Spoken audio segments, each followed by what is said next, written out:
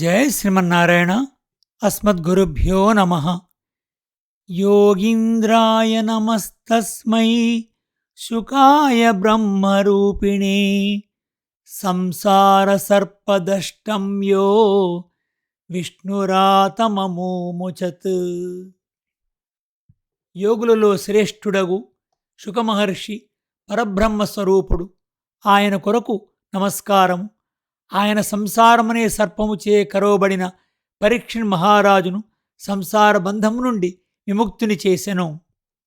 12th Canto 13th Chapter 21st Prayer. భగవద్బంధువులారా, శ్రీమద్ భాగవత తత్వదీపిక 6వ స్కంధము 10వ పాడ్కాస్ట్లో స్వాగతం. ఇంతకుముందు నారాయణ కవచాన్ని దాడున్న అర్థాన్ని మనం సేవించాము. మిగతా భాగాన్ని మనం ఇప్పుడు నారాయణ కవచంలో ఉన్నటువంటి మిగతా భాగాన్ని ఇప్పుడు సేవించుదాం. ఈ విధంగా నారాయణుని ప్రార్థించుచు నారాయణుని అవతారముకు నృసింహుని మరల ప్రార్థించుతున్నారు. ఆగ్నేయాది విదుక్కులలోను, తూర్పు మొదలగు దిక్కులలోను, ఊర్ధ్వలోకమున అధోలోకమున నా శరీరం యొక్క లోపల వెలుపల భగవానుడు నారసింహుడు రక్షించుగాక. లోకుల భయమును అతని మహాట్టహాసముచే బయల్వెడిన ధ్వనిచే తొలగించువాడు అతడే. తన తేజస్సుచే సూర్యాది సమస్త తేజస్సులను ఆచ్ఛాదించువాడు అతడే. అట్టి నరసింహుడు రక్షించుగాక. విశ్వరూపుడు నారాయణవర్మము అనడి మంత్రమును ఇంద్రునికి ఉపదేశించి, ఇంద్రా, ఈ మంత్రముచే మీకు కవచము ధరించినట్లు రక్షణ ఏర్పడును. నీవు సుఖముగా శత్రువులను జయింపగలవు. ఈ కవచము నిత్యము అనుసంధానము చేయువారు భయమునందిన వారిని చూచినను స్పృశించినను వారికి కలిగిన భయము తొలుగును. ఈ నారాయణ కవచము ధరించిన వారికి రాజుల వలన గాని, దొంగల వలన గాని, పెద్ద పులులు మొదలగు క్రూర జంతువుల వలన గాని ఎన్నడూ భయము కలగదు.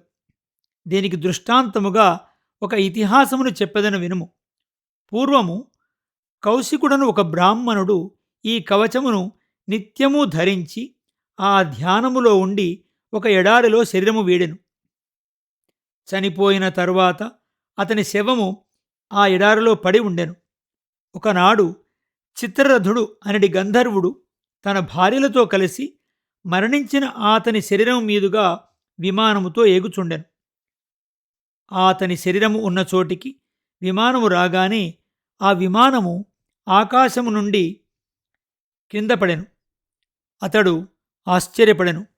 వాలఖిల్యుడను ఋషి అతనికి ఆ కౌశికుని ప్రభావమును చెప్పి అతని ఎముకలను తీసుకుని వెళ్ళి సరస్వతి నదిలో నిమజ్జనము చేయమని చెప్పాను. అట్లే ఆ ఎముకలను తీసుకొని వెళ్ళి సరస్వతి నదిలో ఉంచి స్నానము చేసి తన స్థానమును చేరను. ఓ రాజా, ఎవడు ఇట్టి ప్రభావము గల ఈ కవచమును ఆదరముతో ధరించునో వారికి సర్వభూతమును నమస్కరించును. వారికి ఎప్పటికీ భయము కలగదు. ఈ విధముగా నారాయణ కవచం ఉపదేశం పొంది యుద్ధములో అసురులను గెలిచి 3 లోకముల ఐశ్వర్యమును ఇంద్రుడు అనుభవించెను. దేవతలకు పురోహితుడుగా ఉన్నను విశ్వరూపునకు తల్లి సంబంధముచే అసురులపై పక్షపాతము తగ్గలేదు. విశ్వరూపునకు 3 శిరస్సులుండెను. ఒక శిరస్సు సోమపీఠము, అది యజ్ఞములలో సోమరసమును పానము చేయును. మరి ఒక శిరస్సు సురాపీఠము, అనగా సురను పానము చేయును. ఒక శిరస్సు అన్నదము, అనగా అన్నమును తినును. అతడు యజ్ఞములో తమ తండ్రులు దేవతలగుటచే యజ్ఞములో హవిర్భాగమును ఇది ఇంద్రునకు, ఇది అగ్నికి అని చెప్పుచు ఒసంగిన దానిని దేవతల కొసంగుచు పరోక్షముగా అసురులకు కొంత భాగము ఒసంగుచుండెను. మేనమాములగుటచే అసురులయందు అతనికి పక్షపాతం. దేవతలను ప్రత్యక్షముగా భాగమును ఇస్తున్నానని ఇంద్రాయ అగ్నయే అని చెప్పుచునను పరోక్షముగా అసురులకు భాగమును అందించుచుండెను. దేవతలను కపటముతో వంచుచున్నాడని ఇంద్రుడు గుర్తించి వెంటనే తమకు ఆవిర్భాగములు లేకుండా పోవునని భయపడి విశ్వరూపుని శిరస్సులను కోపముతో ఛేదించెను. సోమపీఠమనడి శిరస్సు కపింజలమనడి పక్షి ఆయను. సురాపానము చేయు శిరస్సు కలవింకము అనడి పక్షి ఆయను. అన్నాదము తిత్తిరి అనడి పక్షి ఆయను. అతడు బ్రహ్మహత్యను హరించుకొనుటకు సామర్థ్యము గలవాడయు అంజలితో ఆ పాపమును స్వీకరించెను. సంవత్సరము బ్రహ్మహత్యా పాపమును భరించి తరువాత దానిని భూమికి, జలమునకు, చెట్లకు, స్త్రీలకు 4 భాగములుగా విభజించి ఇచ్చెను. అట్లు బ్రహ్మహత్యను పుచ్చుకొన్నందుకు వరముగా భూమికి ఇంద్రుడు తవ్వినను వెంటనే పూడ్చనవసరము లేకుండా మరల పూడునట్లు వరమునిచ్చెను. చెట్లు 4వ వంతు బ్రహ్మహత్యా పాపమును భరించెను. అదియే జిగురు రూపమున చెట్ల నుండి స్రవించుచుండును. దానికి ప్రత్యుపకారముగా నరికినను వెంటనే మొలుచునట్లు ఇంద్రుడు చెట్లకు వరమిచ్చెను. స్త్రీలకు 4వ వంతు బ్రహ్మహత్యను స్వీకరించిరి స్త్రీలు. ఆ దోషమే ప్రతి మాసము వారిలో రజోరూపముగా స్రవించుచుండును. వారికి భోగమునకు యోగ్యులగునట్లు ఇంద్రుడు వరమునిచ్చెను. జలములు బ్రహ్మహత్యలో 4వ భాగమును స్వీకరించెను. అదియే నురుగు బుడగలు రూపముగా కనపట్టును.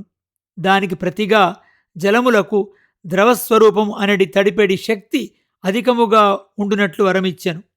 ఇట్లు బ్రహ్మహత్యను 4గురికి ఇంద్రుడు పంచెను. వృత్రాసుర సంహారము భాగము మనం తెలుసుకుందాం. తర్వాత విశ్వరూపుని తండ్రి త్వష్ట కుమారుడు చనిపోయినాడని క్షోకముచే ఇంద్రుని వినాశము చేయుటకు ఇంద్రశత్రోవర్ధస్వ, ఇంద్రుని చంపువాడా నీవు అగ్ని నుండి వెలువడుము, ఇంద్రుని చంపుము అని అగ్నిలో హోమము చేసెను. అతడు మంత్రరూపంతో హోమము చేయగానే దక్షిణాగ్ని నుండి సర్వలోక ప్రళయం ఏర్పడినప్పుడు బయలువెడలు అగ్నివలే భయంకరుడగు అసురుడు బయలువడెను. అతడు రోజురోజుకు బాణప్రమాణముగా అన్ని వైపులా పెరుగుచుండెను. అగ్నిపర్వతము కాలిపోయి బొగ్గువైనచో ఎట్లు ఉండునో, సంధ్యాకాలమందలి మేఘములు ఒకచోట చేరిన ఎట్లుండునో అట్లు కాల్చిన రాగివలే నుండి శిఖలతో గడ్డములతో రాక్షసుడు పెరుగుచుండెను. అతని నేత్రములు మధ్యాహ్న సమయమందలి సూర్యుని వలె భరింపశక్యముగానంత తీవ్రముగా ఉండెను. మెరేయుచున్న 3 శిఖలు గల శూలమునందు భూమి అంతరిక్షముల మధ్యనున్న సమస్త పదార్థములను ఆరోపించి గట్టిగా గర్జించుచు పాదముతో భూమిని దట్టించి కదలనట్లు చేయుచు అతడు సంచరించుచుండెను. అతని నోరు ఒక కొండ లోయవలే లోతుగా గంభీరమై కనపట్టుచుండెను.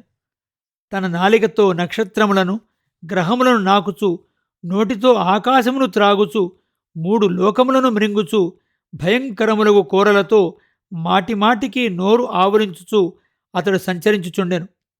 ఆ రూపమును చూచి లోకులు 10 దిక్కులకు భయపడి పరిగెత్తుచుండిరి.